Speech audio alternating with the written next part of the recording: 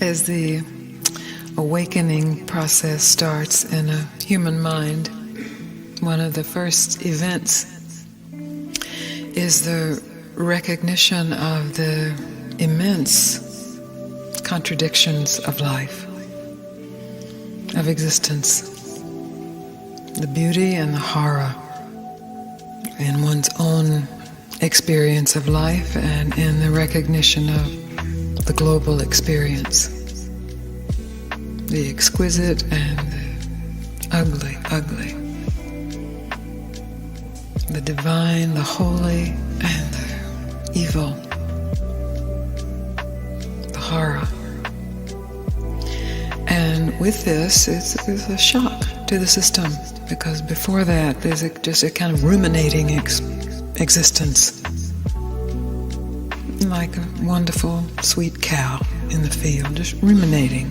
There's horror in the cow's life, whether it's a day-to-day horror of disease or irritation through treatment or insects, and finally the horror of being slaughtered, of course. And they do experience the horror of that. But in the human brain or human evolution, there's a recognition of that horror before the slaughter. And there's usually in that recognition, well, either there's a going deeper to sleep so that the horror just can be denied. But nobody in this room has been able to deny it fully anyway, or you'd be out ruminating somewhere. Pleasurably.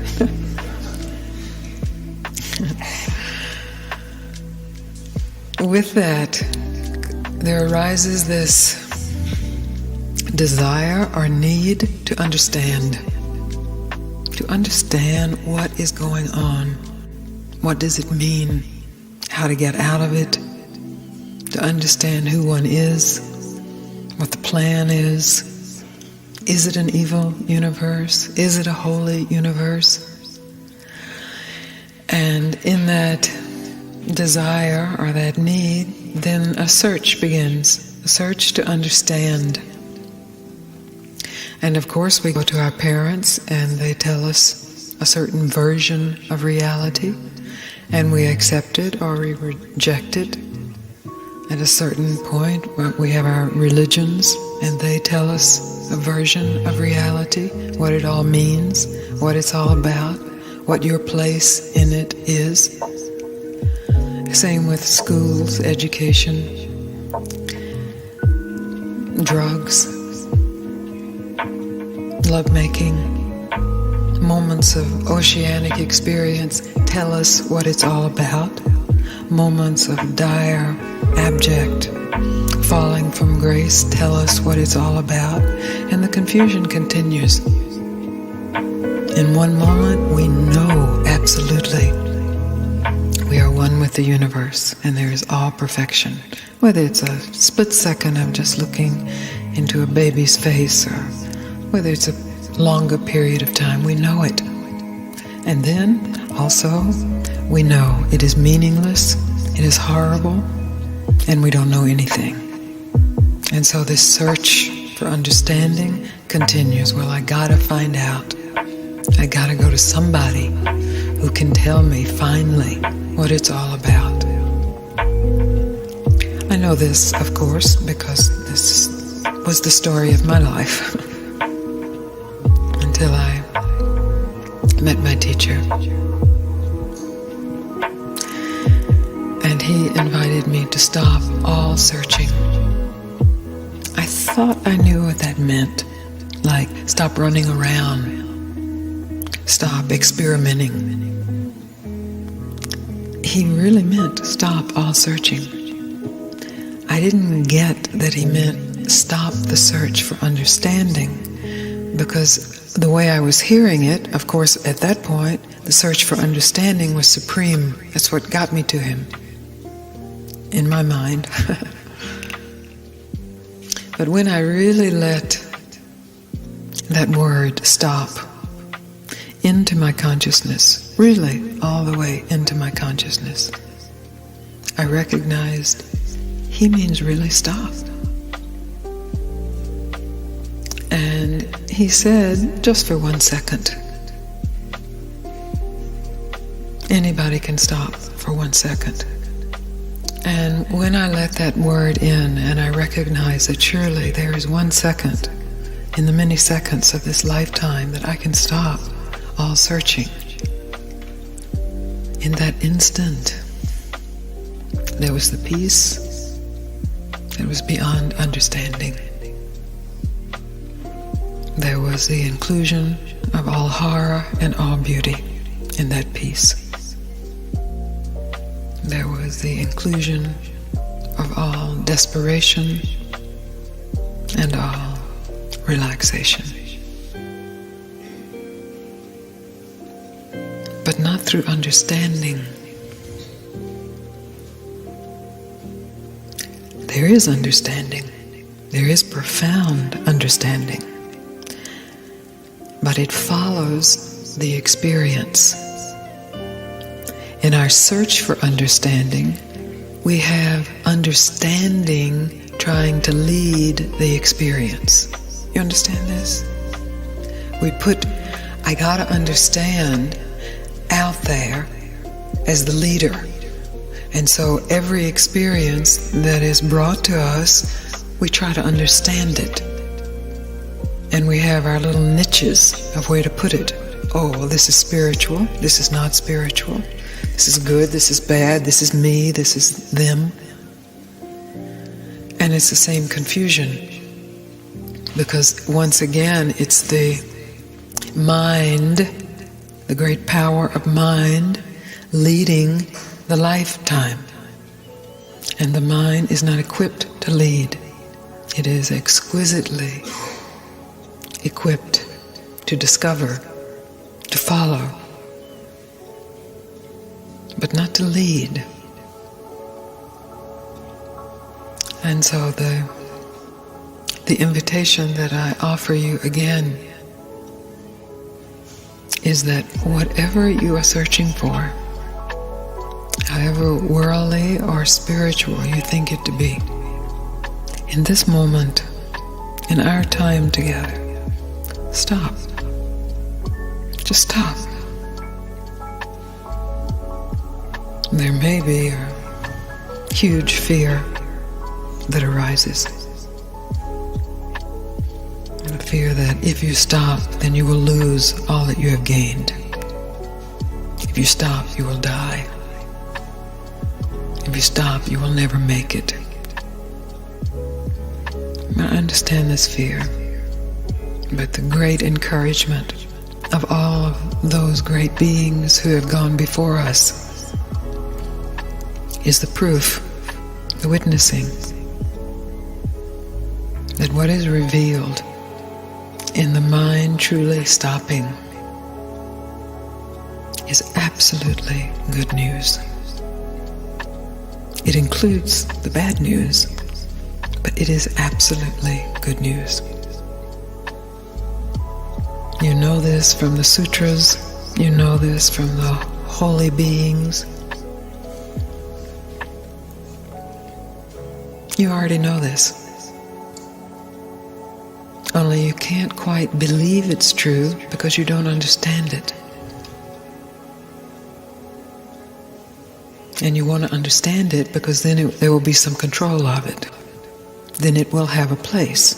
It will either be religious or spiritual or existential, or there'll be a me or a not me. There'll be a particular name to the philosophy, or you'll invent a whole new philosophy. So the willingness to know what you know in the core of your being without understanding it is effortless. The effort arises in this attachment to having to understand it, so that then you can know it and remember it, so that it will be there for you if you get into trouble. The invitation is to stop that search, to stop it right now, and to meet whatever has fueled the search. To meet it right now. To not move in any direction of rejection or grasping. To be still, regardless of the fear, the anxiety, the helplessness, the hopelessness, the despair, the bliss, the thrill, the explosion, regardless. To be here, not understanding a thing. And in that instant, to tell the truth about who is it who needs to understand. Who needs to understand? Is it a fabrication of mind that has been fed to you as the necessity of being an individual and surviving as an individual? In inquiring into the reality of that, you discover that consciousness already knows itself, is mystified by itself, and in the surrender to that mystery of itself, knows itself even deeper. And what understandings, even the most profound understandings, the most profound non-dualistic understandings, whatever understandings come, are secondary. That there is no control over consciousness. And that who you are is consciousness. The resolution of it all. The totality of beingness. The byproduct of this is quite exquisite. And often there is a capacity to articulate it, as we know from the sutras, the holy books. But once there is the thought that is believed that now I know it, now I understand it, now it is mine, it's no longer a mystery. It's a philosophy, it's a concept, it's a story about a moment of truth that happened to somebody, sometime. Who did it happen to? Who gets enlightened?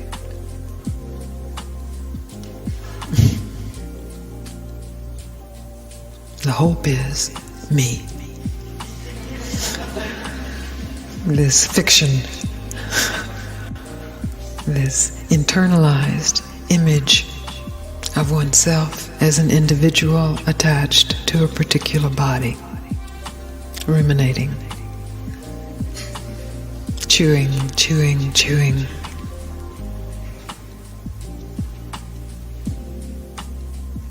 So, at a certain point you will say, I don't understand anything.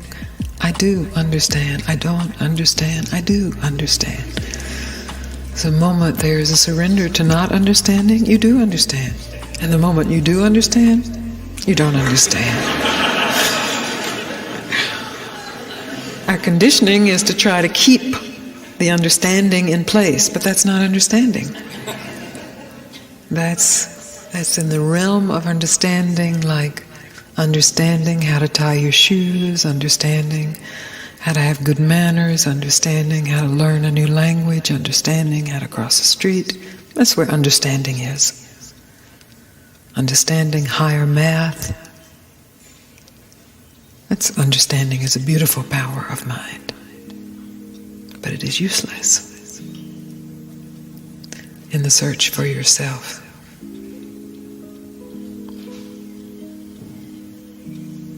So the radicalness of Papaji's invitation, offering no ledge to stand on,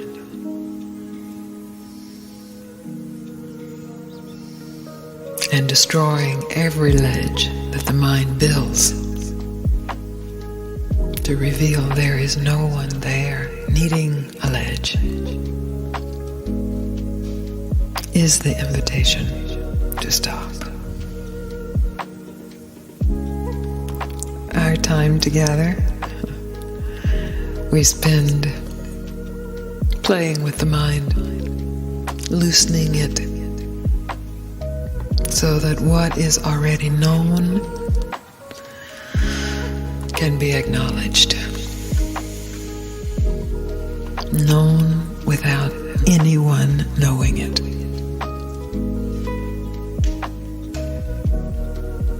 Now, if that doesn't make sense to you, it's no problem. If it does make sense to you, you already know exactly what I'm speaking about.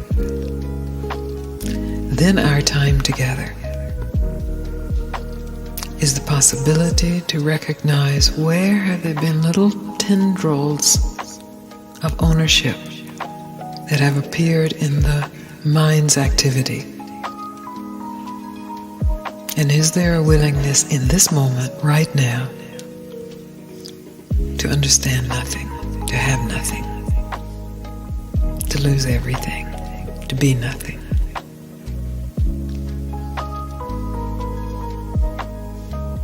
Very simple.